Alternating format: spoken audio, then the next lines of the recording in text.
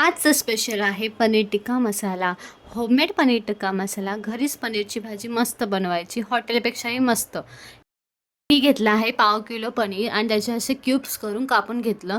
त्याच्यानंतर मी कांदा, टोमॅटो, लसूण हे भाजून घेतले तेलामध्ये आणि त्याची मस्तपैकी पेस्ट बनवून घेतली. अशा प्रकारे एकदम पातळही नाही, एकदम घट्टही नाही, अशी मीडियम साईजमधली.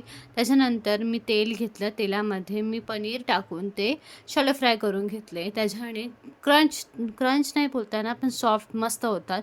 त्याच्यानंतर त्याच कढईमध्ये मी ती जो टोमॅटोचा प्युरी बनवलेली होती ती मी टाकून घेतली आणि ती थोडी शिजवून घेतली. शिजवून घेतल्यानंतर त्याच्यात तुम्ही बघू शकता अशा प्रकारे थोडे बबल्स येतील. त्याच्यानंतर थोडे हळद, मसाला, घरगुती मालवणी मसाला, त्याच्यानंतर थोडं पाणी टाकून ते मी शिजवून घेतलं. शिजवून झाल्यानंतर त्याच्यामध्ये मी सुहाना पनीर टिक्का मसाला टाकला. त्याच्यामध्ये खडा मसाला आणि हा मसाला एकत्र असतो, तो वेगळा वेगळा टाकायचा. तो टाकून झाल्यानंतर मिक्स करून घ्यायचं. मिक्स करून झाल्यानंतर हे बघू शकता तुम्ही असे बुडबुडे येतील. हे असे बुडबुडे आल्यानंतर त्याच्यामध्ये पनीर टाकून घ्यायचे.